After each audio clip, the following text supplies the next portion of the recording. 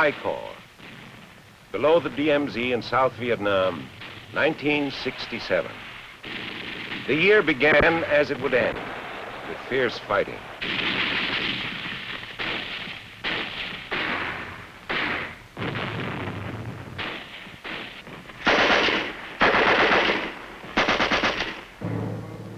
In February, right after the ceasefire for the Vietnamese New Year, the whole character of fighting changed. From the Mekong Delta in the south, north along the coast, to the bases of Chu Lai and Da Nang, from Quang Nai in southeastern I Corps to Hue and Quang Tri in the north, along the DMZ from the China Sea to the borders of Laos and Cambodia, Marines saw plenty of action.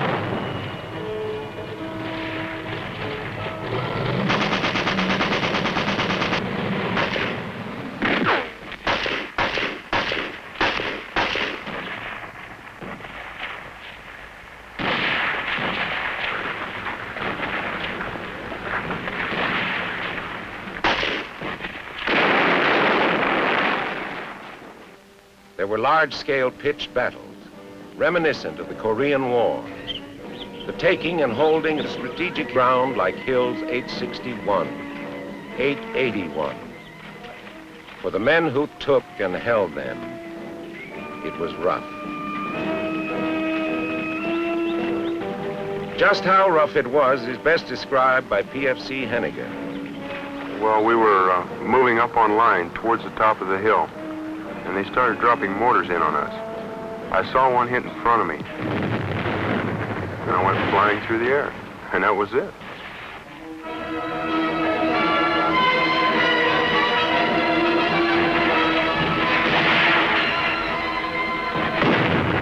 Golf Company, earlier situated on the crest of the hill, was trying to give the unit that was being hit some help.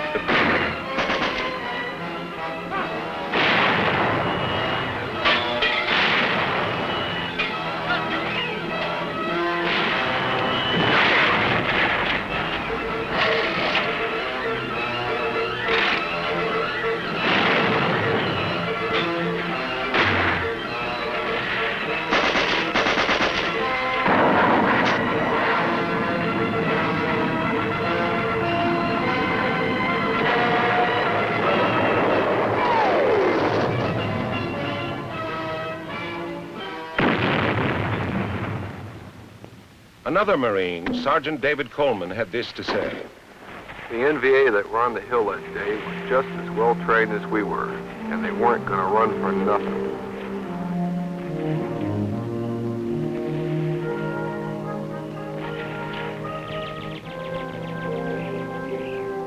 Run or stay.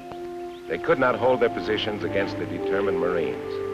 And so, on April 24th, the 3rd Division smashed attempts by the North Vietnamese Army to take the strategic hills of 861 and 881 near a place called Khe Sanh in the northwest corner of Vietnam.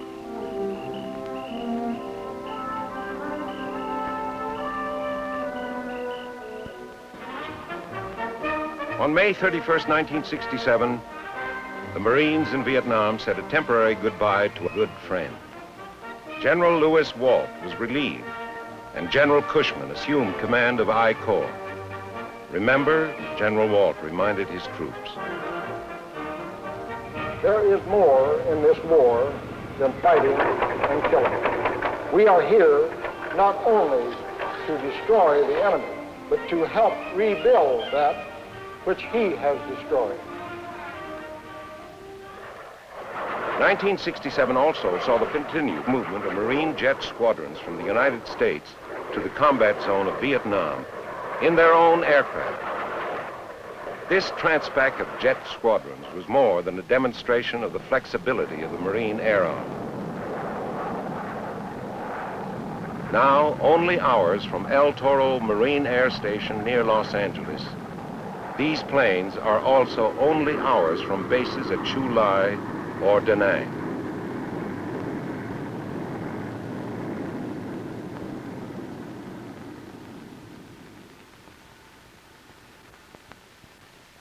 Angel of Mercy.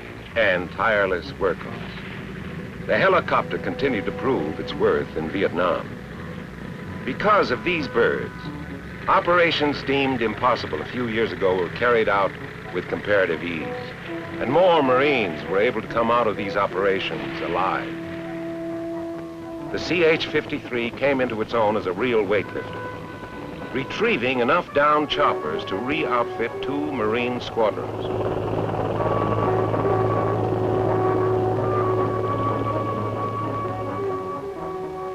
Throughout I Corps, the familiar sight of these jungle taxis meant beans and bullets to the Marine on the ground, and for so many, a second lease on life.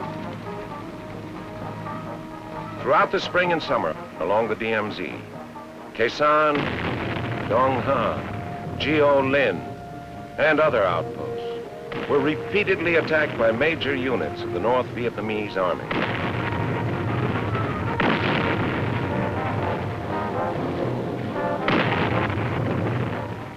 Con Tien symbolized not only the Leatherneck's traditional guts, it came to represent the whole of our determined stand throughout Vietnam. This determination is best described by PFC Burt Lancaster, a Marine who was at Con Tien.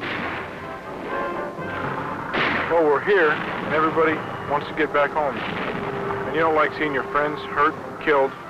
I just want to say we're over here for a cause, and I'm fighting for it. I wouldn't go home now even if I could.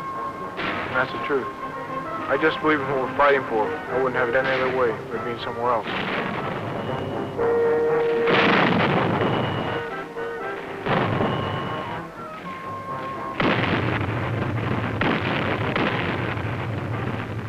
Even while the battle at Con Tien was still underway in Vietnam, tribute was being paid to Marines who participated in another battle, Guadalcanal.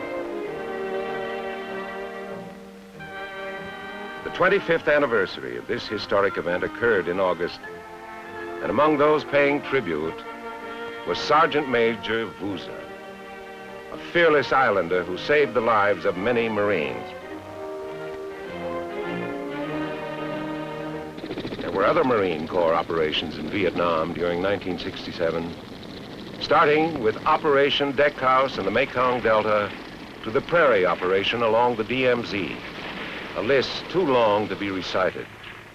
A list not without its casualties.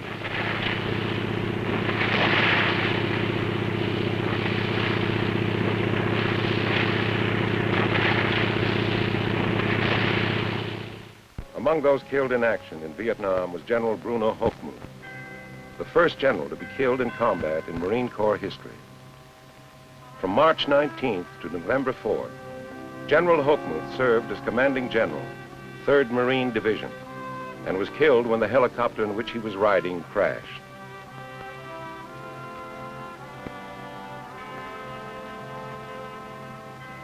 A distinguished chapter in Marine Corps history was closed when General Holland M.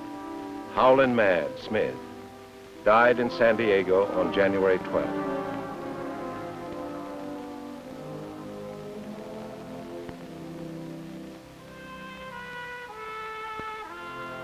Throughout the year, Marines fought with their customary valor. By year's end, 6 medals of honor had been awarded to them for actions in Vietnam, 3 posthumously. Living were Captain Harvey C. Barnum, Gunnery Sergeant Jimmy E. Howard, Major Howard V. Lee. Posthumously were Lance Corporal Joe C. Paul, First Lieutenant Frank S. Reasoner, Staff Sergeant P.S. Connor,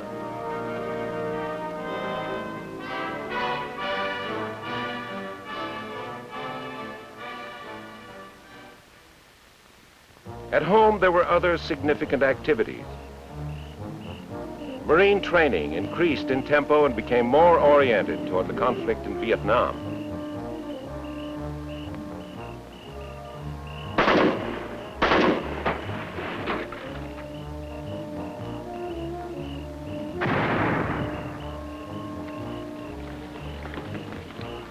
While training progressed in replicas of Vietnamese villages, The Marine Corps also held cold weather training in Scandinavian countries.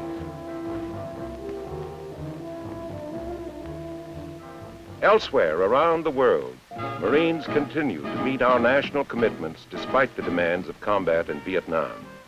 Marine veterans from Vietnam also served at the United States Pavilion throughout Expo 67 in Montreal, Canada.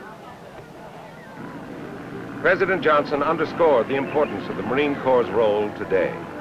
Visiting Camp Pendleton, he helped celebrate both the 25th anniversary of this big training base and the Marine Corps' 192nd birthday.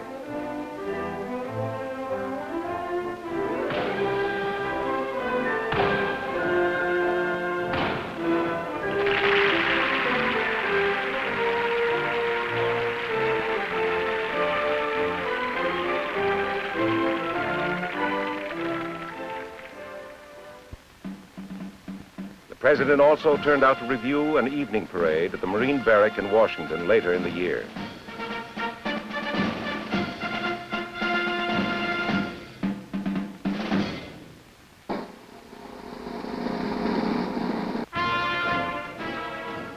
In December, Captain Charles Ross is a principal in the first White House wedding in 50 years.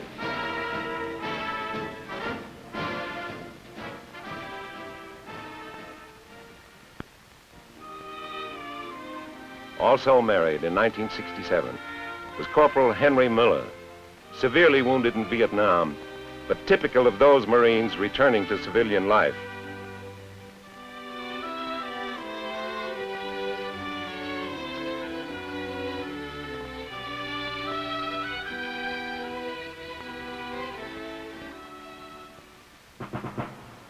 Over 70,000 Marines were on duty in Vietnam by year's end when General Wallace Greene turned over command of the Corps to General Leonard Chapman in the nation's capital. President Johnson had this to say about the retiring commandant.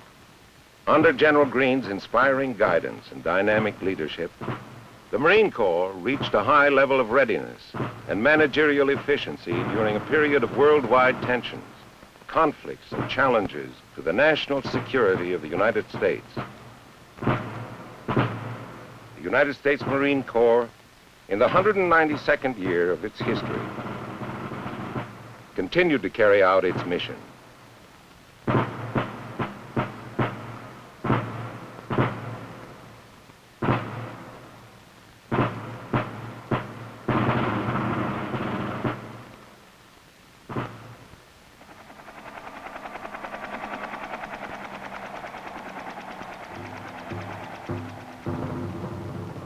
And so, the year ended as it had begun.